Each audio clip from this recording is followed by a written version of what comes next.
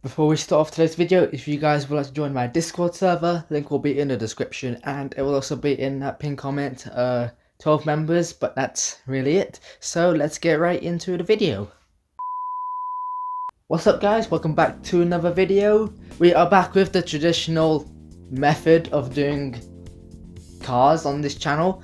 Yep, Google Docs, but anyway, we are back doing the Volkswagen Golf Mark 8.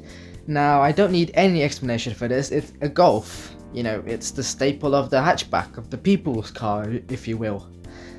Is it good? Is it bad?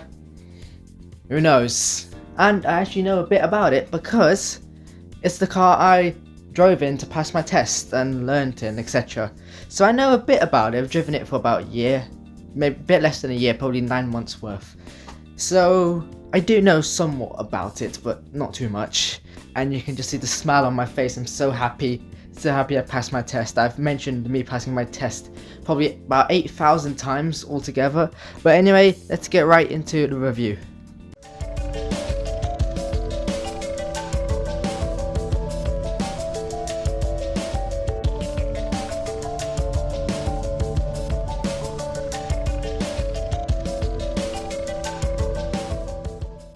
So, when it comes to the exterior looks, to me overall, the car looks similar to the Mk 7/7.5 version of the Golf, but I feel like this just looks worse.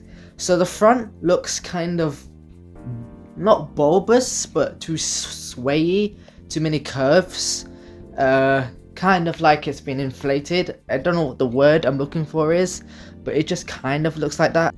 I mean, the LED lights are nice, and you get a light bar that goes across on some versions. So it goes through the headlights in that strip, and then stops, the logo goes back to the other side, etc.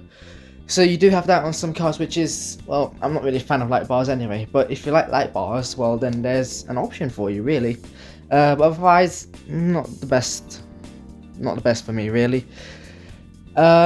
I can also say that, you know, even though it is my opinion, people are probably going to disagree with me on it. But anyway, the side profile looks somewhat similar to the 7.5/7 Golf. However, it does look just a bit more curvy-ish. And obviously the lights are different and the grille is different, and you can see that on the side. So obviously they're different wheel designs, and obviously, you know, window designs are probably slightly different. But overall it looks very similar, so it's actually quite decent because, well, the 7.5/7, that was just, well, the perfect, really. That was just the perfect, to me, that's the perfect Golf of the modern era, personally. The back, well, again, it's very similar.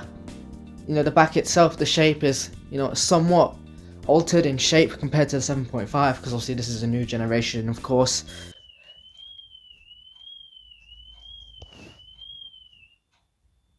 Someone's alarm just went off, someone's car alarm. Anyway, yeah, very similar. Obviously LED lights are slightly different shape. I do quite like the LED lights, but I still have mixed feelings about this. It just looks, because it's been altered a bit. Just the 7.5/7 was perfect enough, and this time we do have fake exhausts that actually don't have a gap in them. They're actually solid plastic, so that's terrible, and you know how I feel about those. And I just want to say that even if the gap where the silver exhaust surround is, you know, real, you can actually put your hand through and you can see the exhaust, it's still fake, because that's not the actual tip of the exhaust. The tip is inside. That silver thing has to be the actual end of the exhaust for it to be real, not the little tip that goes inside, which is probably one of the most controversial things I'm probably going to say on this channel. When it comes to the interior, well, this is where I spent most of the time. In fact, this car alarm is just gonna keep bugging me. Okay, well, let's carry on. Something's happened, I don't know what it is, but either way, I spent pretty much all the time in here.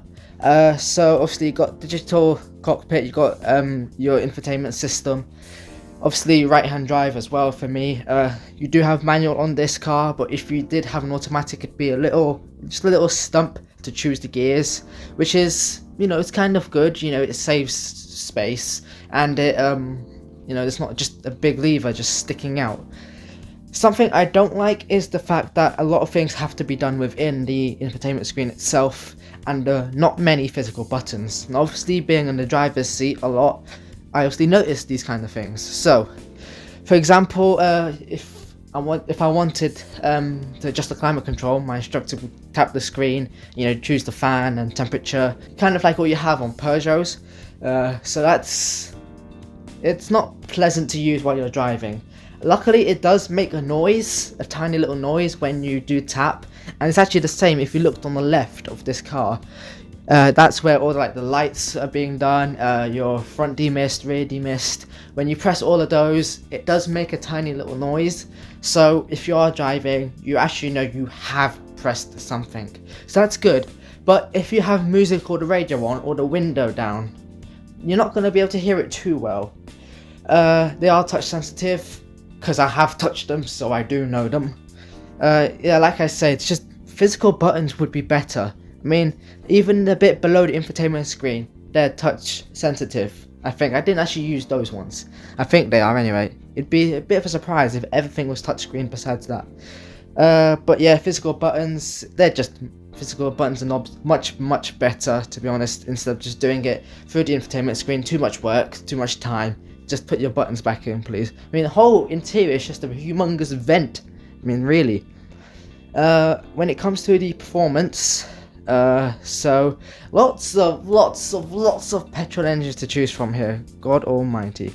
So we have a 1 litre TSI, this is petrol engines first, then a 1 litre E-TSI, this is a mild hybrid, a 1.5 litre TSI with either 128 horsepower or 147. The 147 1.5 TSI is the engine I drove for my lessons and test. And then you got a mild hybrid one with the same power, and then you got a 2 litre TSI with 187. This I believe was on a trim level called the Black Edition. Now there is a plug-in hybrid, but I don't actually know what category it falls in. Is it like the GTE model? Is it just a normal trim level? I don't know, so I just left it out. For diesels, you only get one engine choice, but 2 power outputs. You get 113 horsepower or 147 horsepower, and that 2 litre petrol that I mentioned just before does come with all-wheel drive. So, like we always do, I'll choose one engine / power output depending on how many of each there are, and then we'll look at the specs of those. So for the petrol one, I chose the one that I drove in, because, well, I guess that makes sense. 1.5 litre inline turbo with 4 cylinders, 147 horsepower and 184 pound-feet of torque. It is, of course, a front-wheel drive car. Weight, it did weigh more than 1,250 kilograms, and it did have a 6-speed manual gearbox. 0 to 60 was 8.2 seconds, and the top speed was 139 miles an hour. Fastest I ever went in it was 40. When it comes to the diesel, I chose the lower power output of the 2 litre, inline turbo 4-cylinder, 221 pound-feet of torque, and this is front-wheel drive. Once again, it did weigh more than 1,300 kilograms, and it came with a 6-speed manual or a 7-speed automatic, which Volkswagen calls DSG. 0 to 60 was 9.9 seconds for the manual and 10.1 for the automatic. And it doesn't matter what gearbox you have, top speed was 126 miles an hour. So, when it comes to the practicality, well, the boot was 381 litres big, which was, well, average for this kind of car. However, I think it was only about 1 litre bigger than the Mark 7/7.5. I think anyway, it wasn't too much bigger than that before. So that's not much of an upgrade. And like the interior, putting everything on the screen is technically an upgrade, but it's not, because it's worse. So this, well, it's been improved just slightly, really. The rear seats, well, it was decent enough, leg room was fine and headroom was fine. Obviously, they're not going to be best for the taller of people, but they can just about be, well, justified in this, really. Because it is a family car, the Golf is the staple of it. It should be at least decent at it, and it is somewhat decent, so I'll give it that. When it comes to the handling, well, it certainly handled decently well. I was focusing on actually driving, so How it handled, I unfortunately can't tell you. But, you know, I'm pretty sure as a Golf, it didn't handle terribly. You know, steering was, I'm pretty sure, direct enough. Suspension was tuned just about fine. You know, it wasn't just a sloppy, let's call it a sloppy Joe. It's not a sloppy Joe. It was composed, etc, etc, and it just had somewhat of feel. For me, I don't know. Ride comfort, I do know, because this is London, and London has more potholes and bumps and humps than you can ever imagine. It was actually reasonably comfortable, so that's obviously good for the family. However, some things to note are that models with less than 150 horsepower and front-wheel drive get a torsion beam rear suspension unit, which is obviously less advanced, and it may handle just slightly less better.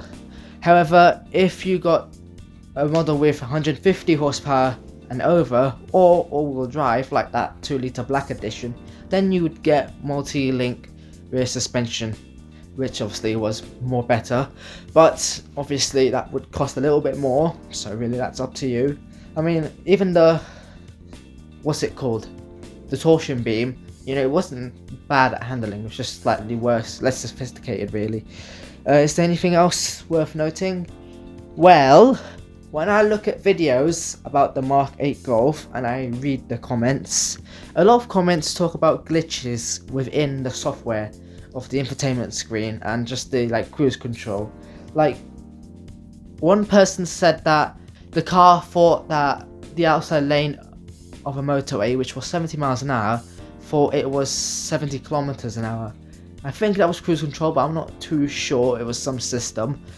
And some other glitches as well. My driving instructor's Golf, I had some glitches, but I don't know if they were actually considered glitches. Sometimes like the phone or the key, they just wouldn't link with the car. I do believe that they've been sorted, but don't quote me on it. They should have been anyway by now. The car came out in what, 2020, 21, something like that. So hopefully they've been sorted. So, I mean, if they've been sorted, you know, it's not bad now, because obviously it's not going to happen now, but the fact that it's actually happened in the first place, and that, you know, it's pretty much everywhere. You know, people know about it, people are going to know about it, people are telling everyone, it's not the best. But anyway, what is the verdict? So the pros are, it has various engines and power outputs, it has adequate boot space, decent leg and headroom, good ride quality and good handling. All of these are requirements for a Golf. Technically, all of these are requirements for a family hatchback, which, well, this is. However, the cons are, the lack of buttons can be frustrating. Touch sensitive buttons are not good, especially when driving. If you got music on and all of that, then, well, you're not going to hear that little tap noise. The front just looks a bit bendy. That's just my own personal thought on that. Fake exhausts, it obviously does depend on which trim level you do go for. Some might just have some straight silver piece of trim, whatever. The rear is very similar to the Mark 7/7.5, which I do appreciate, but I still have mixed feelings. I don't know how to fully feel about that. And the glitches when the car was introduced, when the car was first put on sale. It's, you know, it's not a good reputation, you know, it's kind of lowering Volkswagen's reliability record in quotes, if that's even how you would say it. But anyway, if you guys would like to check out my reaction channel. Directions. Write as many words with the same pattern. UCK. Truck. Buck. Tuck. F word. At least they didn't actually spell it out. Frankie. I earn money at home by. I don't. I'm a freeloader. 2 + 2 = 4. I can do math. Just expected.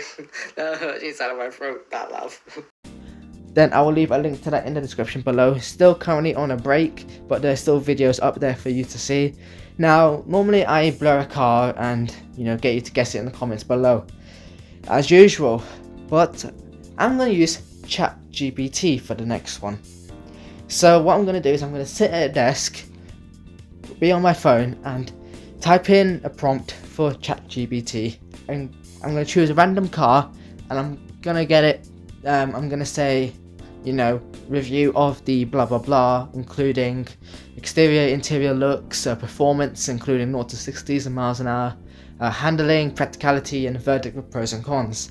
And we're going to see what it writes. And I'm going to have no opinion on the review until the very end. So what you hear come out my mouth is what ChatGPT is going to produce. So hopefully that should be good.